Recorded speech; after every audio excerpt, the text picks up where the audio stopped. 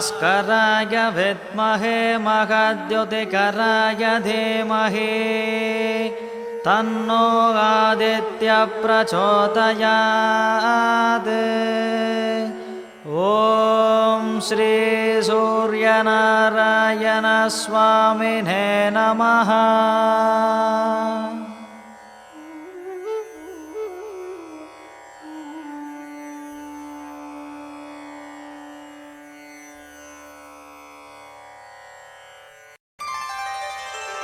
ॐ भूः ॐ भुवः ॐ स्वः ॐ महः ॐ जनः ॐ तपः ॐ सत्यम् ॐ आपो ज्योतिरसोऽमृतं ब्रह्म भूर्भुवत्सुवरो।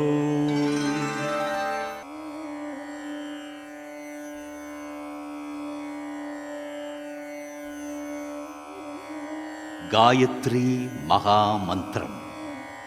காயத்தை திரியன ஆக்கி ஞான வரம்பெற விஸ்வாமித்திர மகர்ஷியால் ஆவாகனம் செய்த பரிபூரண தெய்வ மந்திரம். பூஜை, பக்தி, யாகம், யோகம், தியானம் செய்பவர்களை காக்கும் ஞானமாதா காயத்ரி தேவியின் மூல மந்திரம். அகில உலக அண்ட சராச்சரங்களையும் 7-14 லோகங்களையும் சர்வ ஜீவராசிகளையும் படைத்து காத்து அருள்பவள் காயத்ரி. அந்த தாயின் ஜீவ மந்திரம். இந்த பூரண மந்திரத்தை, மகா காரண மந்திரத்தை பாராயணம் செய்வதன் மூலம் ஆண் பெண் இருபாலருக்கும் தைரியம், சக்தி, சத்திய தர்ம சிந்தனை, நீண்ட ஆயுள், மோக வசீகரம், வாக்குபலம், பிரம்மச்சரிய சக்தி, இப்படியாக 16 பேர்களை அழிக்கவல்ல பிரம்ம மந்திரம் காயத்ரி மகா மந்திரம். பகவத்கீதையில் ஸ்ரீ கிருஷ்ண பரமாத்மா மந்திரங்களில் நான் காயத்ரியாக இருக்கிறேன் என்று சாஸ்வத வாக்களித்த சத்திய மந்திரம் காயத்ரி நித்திய மந்திரம். தேவாதி தேவர்களின் மகா மூல மந்திரம், காலகாலம் கடந்த ஞான மந்திரம். காயத்ரி சர்வ சாட்சியான வேத மந்திரம். காலையில் பிரம்ம ரூபமாகவும், பகல் பொழுதில் விஷ்ணு ரூபமாகவும், மாலை சந்தியா காலத்தில் சிவஸ்வரூபமாகவும் திகழும் மகாமயி காயத்ரி தேவியை பிரணவ மந்திர ஒலி பொருந்திய சப்த ஞானத்தால் பாராயணம் செய்தால் ஆத்மபலம் வழங்கும் ஞான ரூபம் காயத்ரி மந்திரம். 10 கரங்களோடு 5 முகம் கொண்ட காயத்ரி தேவியின் முதல் முகம். இரண்டாம் முகம் भूर्भुवत्सुवः. மூன்றாம் முகம் तत्सवितुर्वरेण्यम्. நான்காம் முகம் भर्गो देवस्य धीमहि. ஐந்தாம் முகம் धियो यो न प्रचोदयात्. சத் சித் ஆனந்தமாய் விளங்கும் ஜீவ சிம்மாசன செங்கமல பீடத்தின் மந்திரம் காயத்ரி எனும் மகா மந்திரமாகும். கனவு நிலை, விழிப்பு நிலை, உறக்க நிலை என்ற இந்த 3 நிலைகளிலும் நம்முடைய அறிவினை தூண்டும் ஞானச் சுடரை நினைப்போமாக என்ற காயத்ரி மந்திரத்தின் உட்பொருளை உணர்ந்து பாராயணம் செய்து பரபிரம்மஸ்வரூபத்தை அடைவோமாக.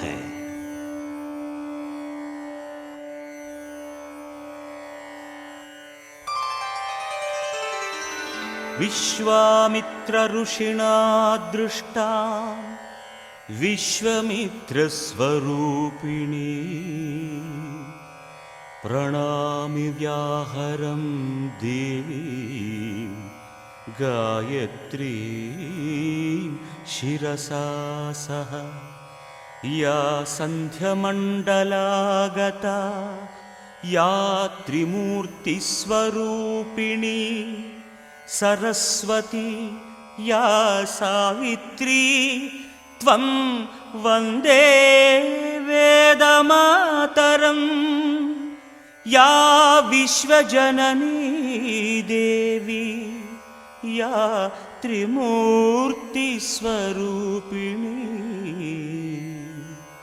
गायत्री रूपिणी या हि त्वं वन्दे सप्तमात्रकम्।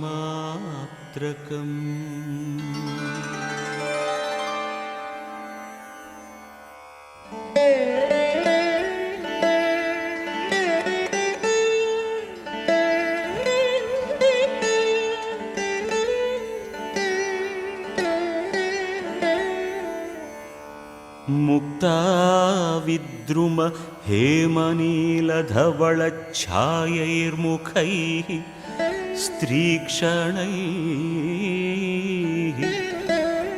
युक्तामिन्दुनिबद्धरत्नमुकुटा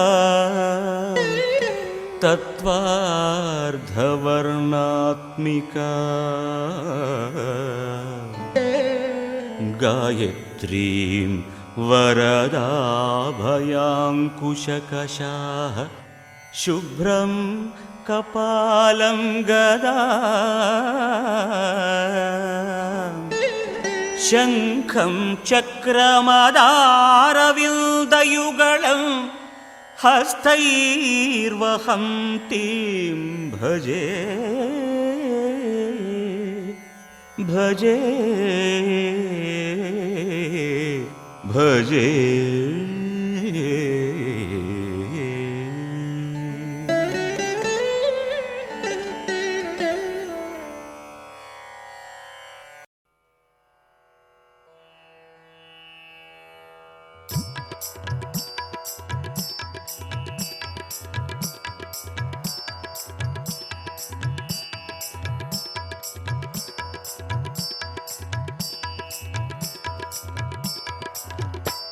காயத்ரி தேவி உன்னாரத்தியே பாடி வர பொங்கிடும் ஆனந்தமே காயத்ரி தேவி உன்னாரத்தியே பாடி வர பொங்கிடும் ஆனந்தமே காயத்ரி தேவி உன்னாரத்தியே பாடி வர பொங்கிடும் ஆனந்தமே காயத்தை திரியனாக்கி ஒரு தீபமும் ஏற்றிய ஞான குரு ஓதினார் மந்திரமாம் ஒலியை உலகெல்லாம் ஞானமும் பெருகிடவே ஒலியன உலவிடும் அருள் வெளியை உயிருடன் உறைந்தவர் கலந்ததினால் பிறந்ததே காயத்ரி உன் மந்திரம் அருள் பெற தினம் ஓதிடும் மனம் மலர்ந்திடும் சுகம் அம்மாவும் பாதத்தில் கலந்திடவே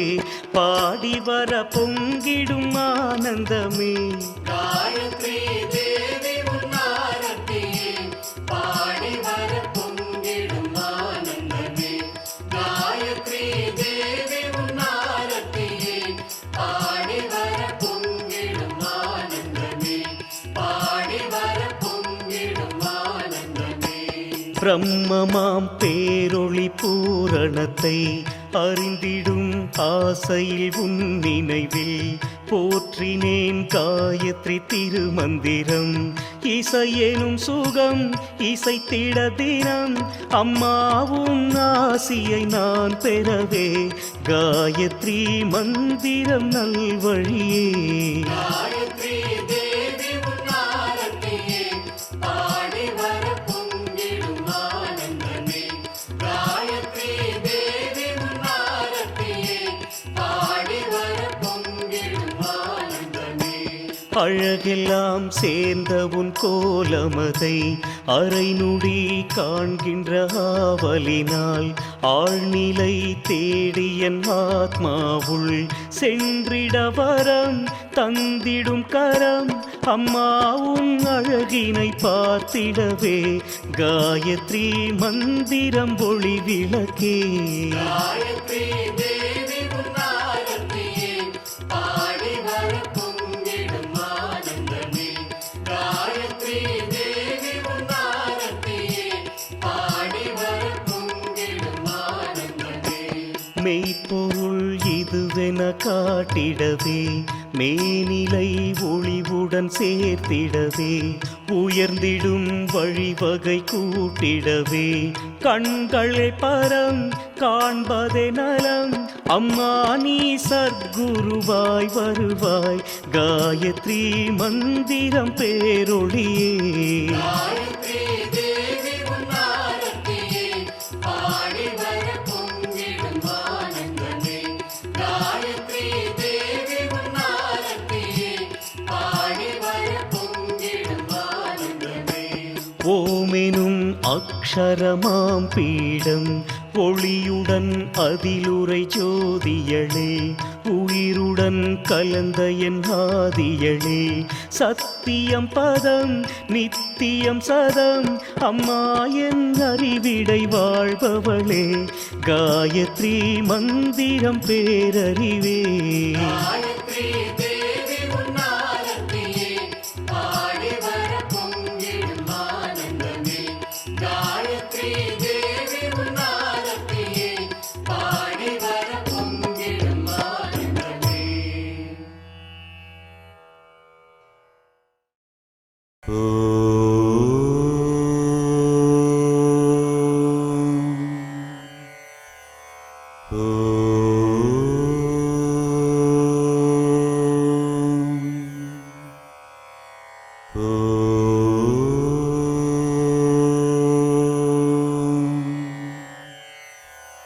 ॐ भूर्भुवत्सुवः तत्सवितुर्वरेण्यं भर्गो देवस्य धीमहि धियो यो न प्रचोदयात्. ॐ भूर्भुवत्सुवः तत्सवितुर्वरेण्यं भर्गो देवस्य धीमहि धियो यो न प्रचोदयात्. ॐ भूर्भुवत्सुवः तत्सवितुर्वरेण्यं भर्गो देवस्य धीमहि धियो यो न प्रचोदयात्. ॐ भूर्भुवत्सुवः तत्सवितुर्वरेण्यं भर्गो देवस्य धीमहि धियो यो न प्रचोदयात्.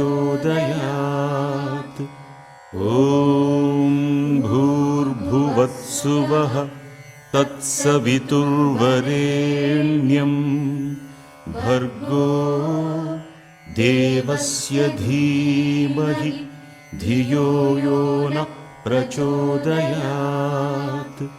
ॐ भूर्भुवत्सुवः तत्सवितुर्वरेण्यं भर्गो देवस्य धीमहि धियो यो न प्रचोदयात्. ॐ भूर्भुवत्सुवः तत्सवितुर्वरेण्यं भर्गो देवस्य धीमहि धियो यो न प्रचोदयात्.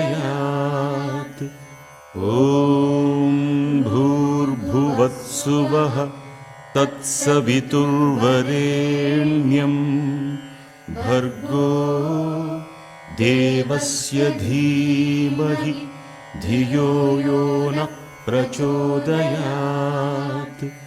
ॐ भूर्भुवत्सुवः तत्सवितुर्वरेण्यं भर्गो देवस्य धीमहि धियो यो न प्रचोदयात्.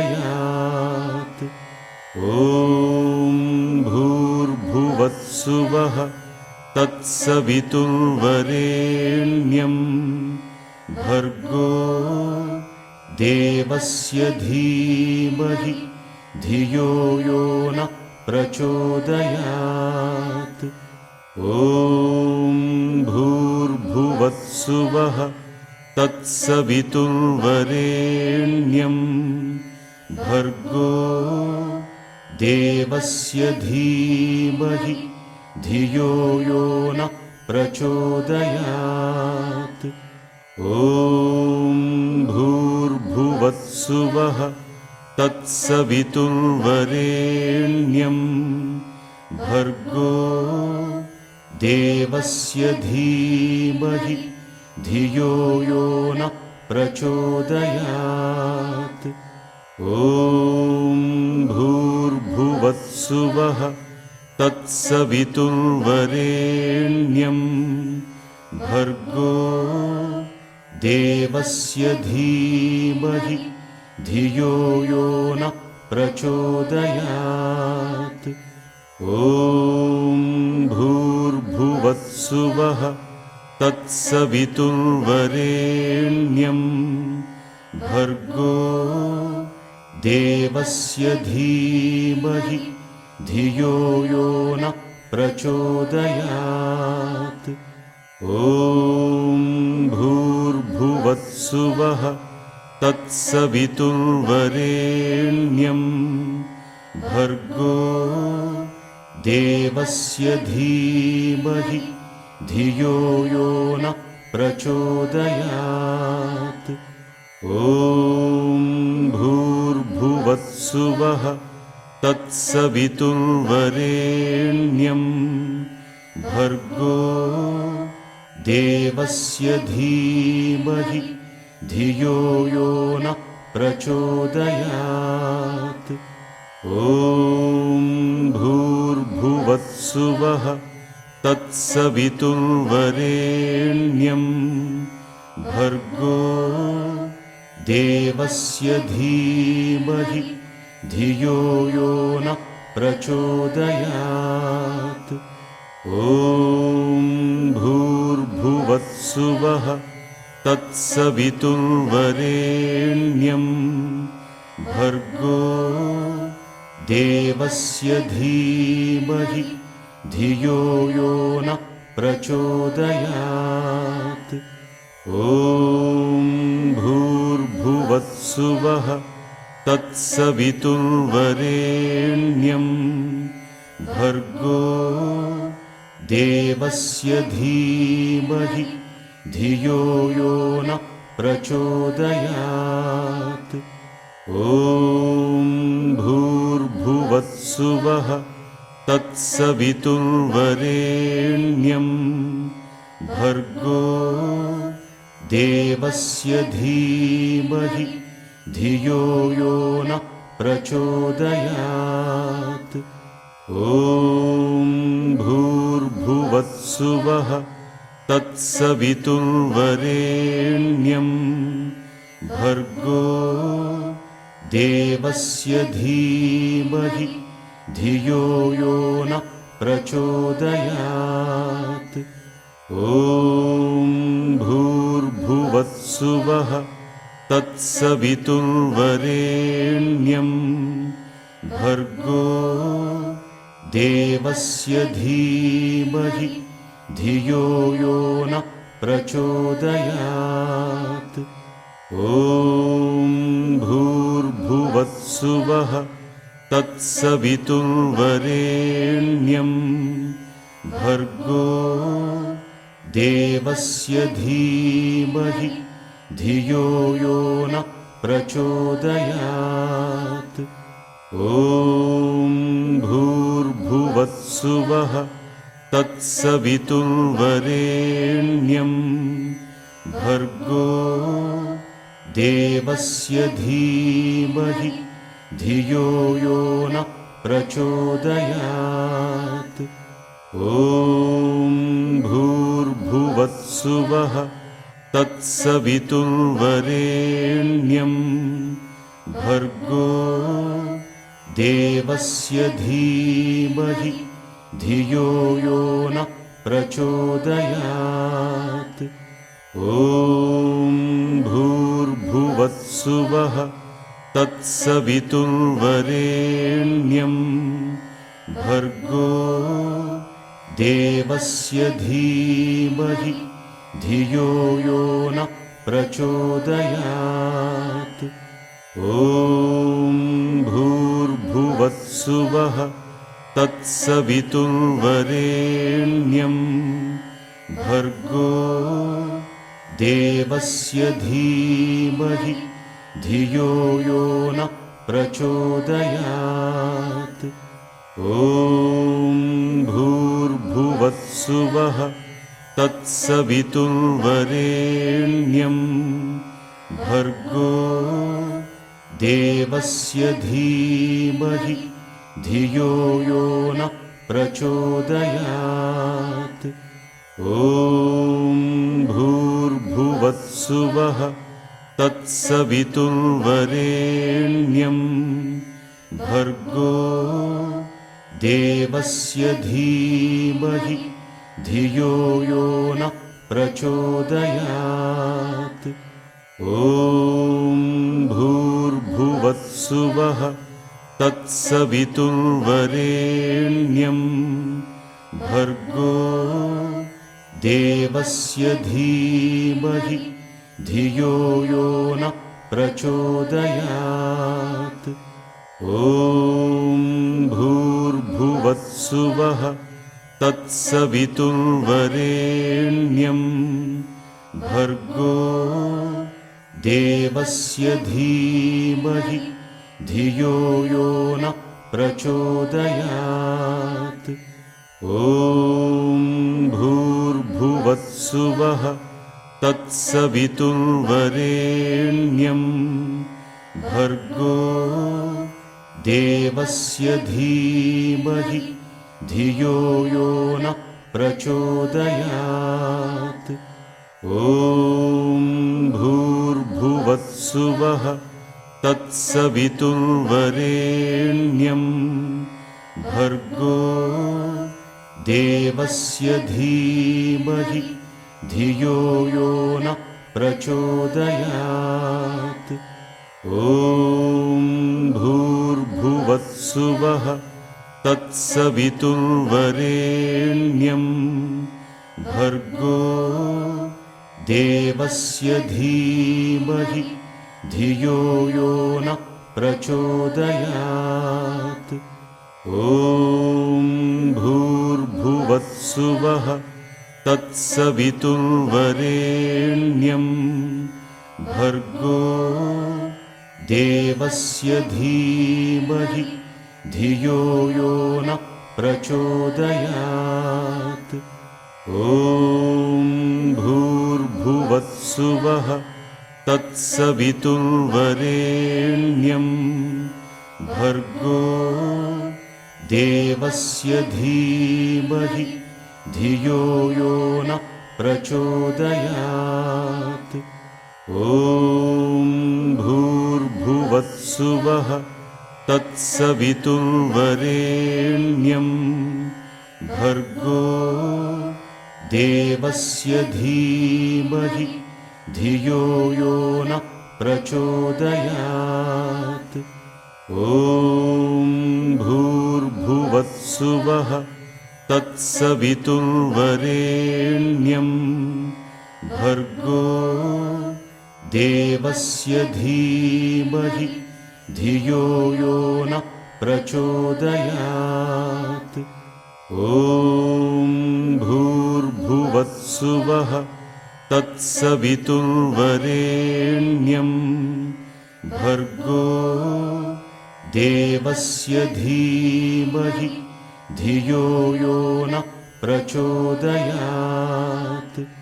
ॐ भूर्भुवस्सुवः तत्सवितुर्वरेण्यं भर्गो देवस्य धीमहि धियो यो न प्रचोदयात्।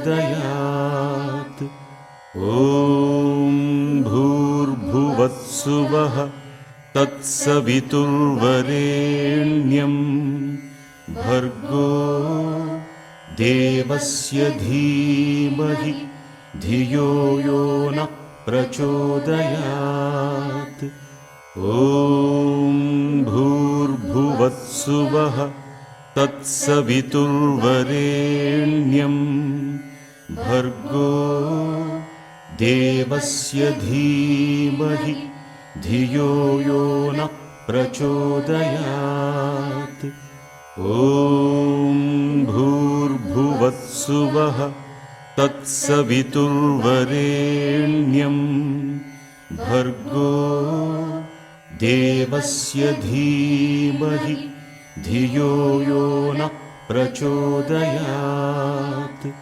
ॐ भूर्भुवत्सुवः तत्सवितुर्वरेण्यं भर्गो देवस्य धीमहि धियो यो न प्रचोदयात्। ॐ भूर्भुवत्सुवः तत्सवितुर्वरेण्यं भर्गो देवस्य धीमहि धियो यो न प्रचोदयात्। ॐ भूर्भुवत्सुवः तत्सवितुर्वरेण्यं भर्गो देवस्य धीमहि धियो